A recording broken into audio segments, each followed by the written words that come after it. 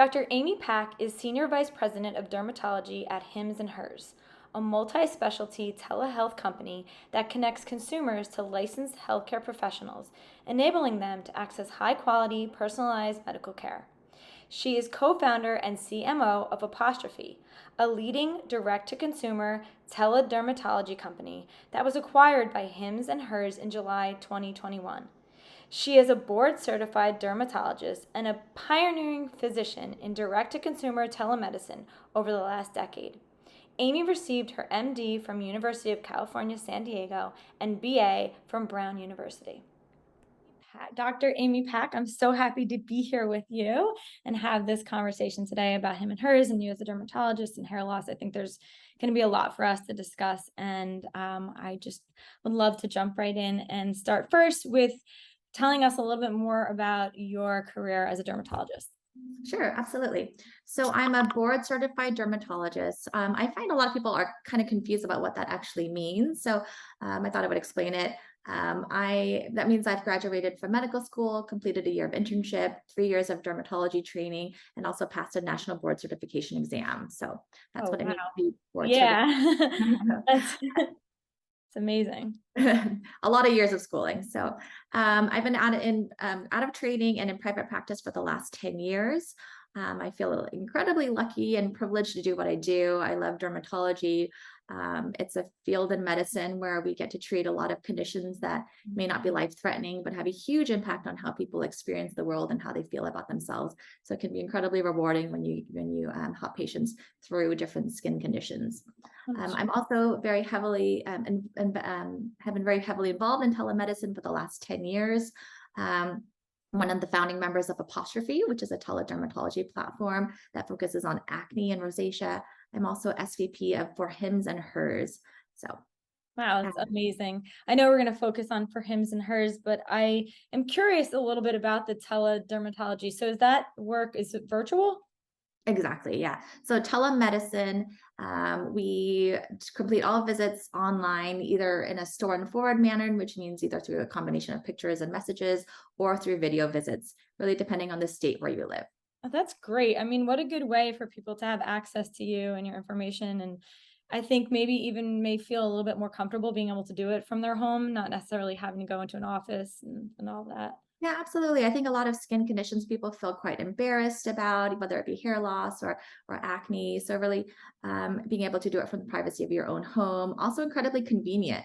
We find Yes. that a lot of people, especially young people, really appreciate telemedicine, but really people of all ages can really appreciate the convenience See? of Nice. telemedicine. I can see that. I like that. I think it's nice. It's a great new option that we have that maybe people don't necessarily know about. So kind of shedding a little light there on that. So let's talk about him and hers, the line and what it is. Sure. So for Hims and Hers, and for Hers is a telehealth platform that connects patients and enables access to a broad range of medical conditions, including hair loss, dermatology, mental health, sexual health, and primary care as well. And so what the platform does is it connects patients to licensed healthcare professionals who can prescribe medications when appropriate. And then these medications are fulfilled through licensed pharmacies, really making treatment for a lot of these conditions that can be hard to access treatment, but making these treatments very simple, affordable, and straightforward. I knew a little bit that it was the telehealth part, but there's so much more to it than just it's not just like hair loss or talking about that. It covers across the board a lot of different things. That's amazing. Um, is it a sign up? Like how does the platform or is it an app work? Yeah, so there's both an app and also a website. And it's essentially, starts out with a regular medical visit, just kind of like what you would do in a brick and mortar practice. If you were to go to your doctor's office, that process is recreated, but recreated online. So you sign up, you give your demographic information, you answer a series of medical intake questions. So we make sure that we understand your medical background and whether and can make the right diagnosis, make sure we're prescribing treatments that are safe for you, and then submit a series of photos if indicated. and then really be able to prescribe that treatment when appropriate, and then also be able to fulfill that medication. So patients don't have to, go to the pharmacy, wait in line. Sometimes you Right. need to go back. Sometimes prescriptions aren't there. Sometimes they're very expensive. So it makes that whole process very transparent. That's amazing. It really is. It's incredible to be opening this up and a chance for people to kind of get diagnosed or work through their conditions in a completely different way. Um, Today, we're going to focus a little bit more on hair loss. I think this is something that, for some reason, I feel like it's come up more and more lately. I don't know if it's because it's more people are talking about it more, or if it's occurring more. I know that I read a stat about over 80 million Americans are affected by hair loss, both men and women. It's a pretty big stat to say that many people are affected. Yeah, huge numbers. So hair loss, when we talk about hair loss, I think the first part of that conversation is to really understand there are different types of hair loss. Mm. So there are hair losses that are autoimmune in origin, such as alopecia areata. Jada Pinkett, that was a big thing that came out, about her type of hair loss. A fairly common cause of hair loss, and something that I think really deserves a lot more awareness. But there's also other causes of hair loss, whether it be from acute stress, like telogen effluvium, or from thyroid disease. Mm. So there's various types of hair loss. But by and large, the most common cause of hair loss is something that we call androgenetic alopecia. Mm. A big medical term, really.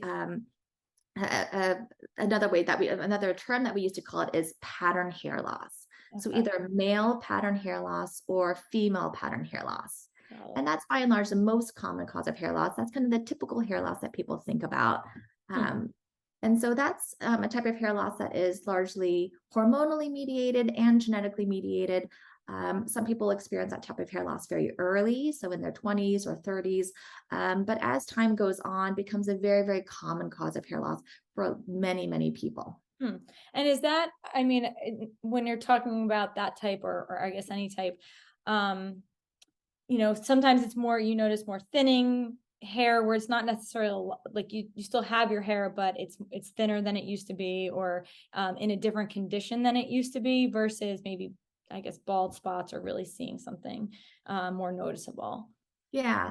So pattern hair loss, we call it pattern hair loss because it has a very characteristic pattern, Okay. right? So men tend to experience hair loss in this very characteristic pattern where tend to lose hair on the Mm. sides. The hairline kind of starts to recede, start to lose hair on the vertex of their scalp. So kind of the very top of their heads start to get thin. Eventually, these areas kind of join together, and men tend to get very thin in this whole kind of front part of their scalp, and can eventually go bald, leaving a Mm. strip of hair along the back of the scalp and kind of around the sides. Right. And so that's a very characteristic pattern of male pattern hair loss. Now, the female form is less well known, Mm. but it's also very common. So females tend to lose hair in a general area, kind of on the frontal scalp. So this kind of whole front part of your scalp, women can start to get very thin, usually don't lose the hairline. Okay. So the hairline doesn't go back, but just kind of gets generally thin in this area. Ah, I see. Oh, wow. And now, is that something, I know this is probably a question that I think a lot of people would ask or worry about. Is there a way, I don't know if you would say reverse it, or we can get into the treatments obviously for it, but how do you diagnose the difference between these different types of hair loss? And then we can talk a little bit about maybe if there's a chance to reverse it, or treatments. Yeah, absolutely. Great question. So alopecia areata is one of these types of hair loss, but you were talking about bald Mm. spots. So Okay. circular bald spots on the scalp, that was a totally different pattern. Something that I would recommend seeing a dermatologist or your primary care doctor if you experience those. Other types of hair loss can be really sudden. So a really sudden type of hair loss all over your scalp, kind Mm. of losing clumps of hair, or just kind of not falling within that pattern. I would recommend, that would be a different type of hair loss. Would recommend seeking treatment with a specialist. Mhm. Um, Pattern hair loss tends to occur very slowly over time in this very characteristic pattern. So those are kind of your clues, just kind of this general thinning. Sometimes if you have a family member, so Mm. either a parent, either side. It doesn't have to be just mom's side or dad's side, but either that can kind of be some clues about some genetic predisposition, especially early on. Those are the main ways. Pattern hair loss tends to be really kind of slowly, gradual over time, and then it's very characteristic pattern. Okay. I mean, and I think being aware of it is probably the first step in any treatment of anything. And it is frustrating, I think, especially for women. I mean, men are frustrated by it, women too, because it's your character, it's who you are. I feel like hair is something that we all become very attached to, and it's our personality. So when you start losing it or not sure why you're losing it, whether it is even from, I know, for me, I've experienced it a few years ago with stress, and I didn't even know that stress was doing that. I didn't feel stress. I had a lot going on in my life. I didn't feel that kind of stress, but recognize now that that's what it was. So I think, being able to recognize it and then having someone that you can talk to through it. Now, let's talk first if there's a way to, I don't know, would you say reverse it, or would it be more of a treatment that Yeah, you would? absolutely. There's treatments for all different types of hair loss. And I 100% agree with you. Hair is such a personal part of us, such a part of our identity, a part of our self-esteem. A lot of it, the identity of being a man or being a woman is really tied to our hair. So it can be incredibly distressing when you start losing it. In terms of specifically male pattern or female pattern hair loss, there are really great treatments that are available. Um, they're ranging from over the counter or prescription treatments for both. For treatment for male pattern or female pattern hair loss, one of the keys is really starting treatment fairly early. Mm, okay. Oftentimes you need to have hair there in order for the medication to work. If you're completely bald, again, not likely to happen for women, but for men, if you're completely bald, then the treatments unfortunately just don't work. There's not any hair follicles for the medication to work on. That is so good to hear. I feel like, especially for younger men that maybe start to experience it, I don't know if they've ever even told something like that, or they just assume that, okay, this is the way it's going to go. But knowing that, just hearing that from you, that there's that possibility that if they do still have these follicles and start to focus on it earlier, there may be a chance to at least, not lose all of it, or treatments to help regrow more of it. I mean, and then obviously the same for women. And I know a lot more people will be, they're hesitant about what to do, so they wait. And Mm. rather than waiting, it probably is better to go find out what's wrong, so that way you can do these treatments. Yeah, absolutely.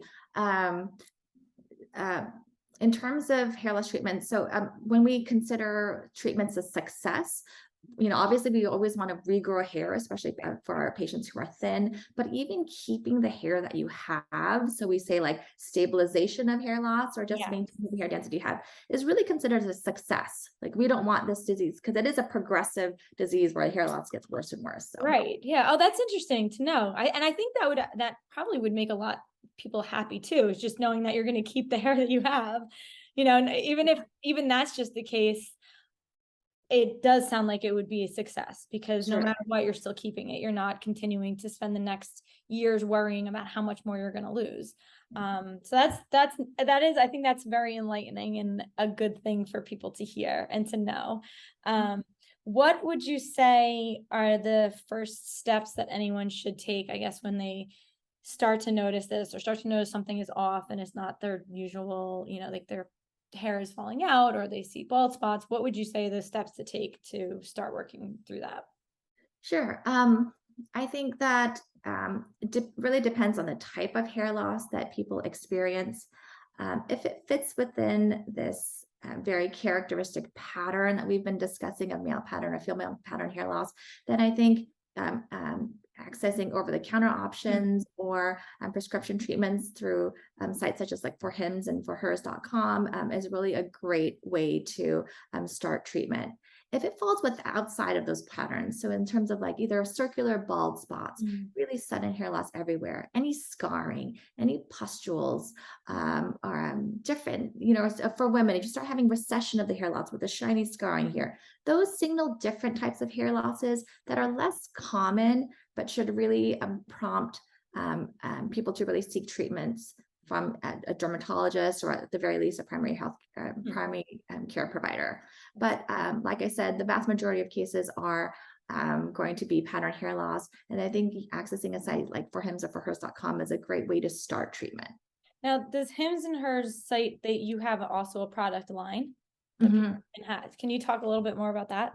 Sure, absolutely. So we have products that are in stores, such as volumizing shampoos or conditioners, hair masks, which are great just kind of for overall hair health. Hmm. And then we also have over-the-counter medications such as Minoxidil. Oh, So one of the first treatments that um, patients can access, or if they feel kind of a little bit wary about prescription medications, is Minoxidil. hmm. The original brand name was Rogaine, so people are really familiar with the brand name Rogaine. Yes. Now, yeah, but it's available in a lot of different generic formats. So there's Minoxidil 2% or 5%. We really see in clinical studies that the 5% strength works better. So Hmm. Minoxidil 5% solution or foam once or twice a day is a great treatment. Some studies showing that about 50% of patients who use those treatments will experience hair regrowth over a year. Wow, that's Right. amazing. Yeah. And then if that's not effective, or if patients want a more aggressive option, then prescription treatments are kind of the next step. So those are for men, that means either finasteride, so finasteride as a pill form, or we're really excited at For Hims and For Hers about topical finasteride compounded with minoxidil. So it's a once a day spray that you can use. Seems to harness a lot of the benefits of finasteride without the side effects. So we're really excited about that medication option. That's very exciting. And again, that would be probably better to start doing something like this when you do have the follicles still intact, or some of them. Absolutely, absolutely, yeah. Hmm. And then for women, topical options are available, as well as oral spironolactone. So that would be a prescription treatment that can be very helpful for female pattern hair loss.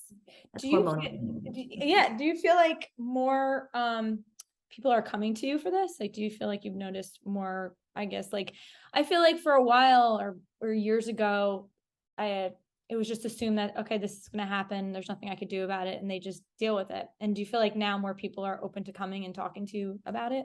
Absolutely. I think there's a lot more awareness about the different options for hair loss. I think that companies such as ours are doing a lot to destigmatize seeking treatment for hair Yeah. loss. You know, I think there's a lot of embarrassment about it, not wanting to seek treatment about it, but I it's really something that is so distressing as you've yeah. experienced. Yeah, I think that's great. I'm actually excited to be doing this. I mean, just now sitting here having this conversation, it's making me realize, like, wow, this could actually help a lot of people to know that there's a site they can go to get more information, but then also have a chance to talk to someone about it and feel like, oh, I don't have to make an appointment. I don't have to figure out who I need to go to. It's like right there in their hands and available to maybe make a change in their life that can affect everything. So it's Yeah, super really incredible. accessible. Yeah, Yeah. yeah, it's really, Yeah. really nice. So the line that you do have could be purchased on your site, and then you said also in stores. Yeah, so in the stores, there are more of the over-the-counter products, so like the shampoos, and then on the site would be products like the minoxidil, and then the prescription products, so finasteride, topical finasteride, and then spironolactone. Perfect. Mhm. All right. I mean, this is just incredible. I am glad that it can open up some minds and people to see a little bit more of options that are out there and available. Where can, I guess, can you just tell us the website, and then also any social media that you can be found on?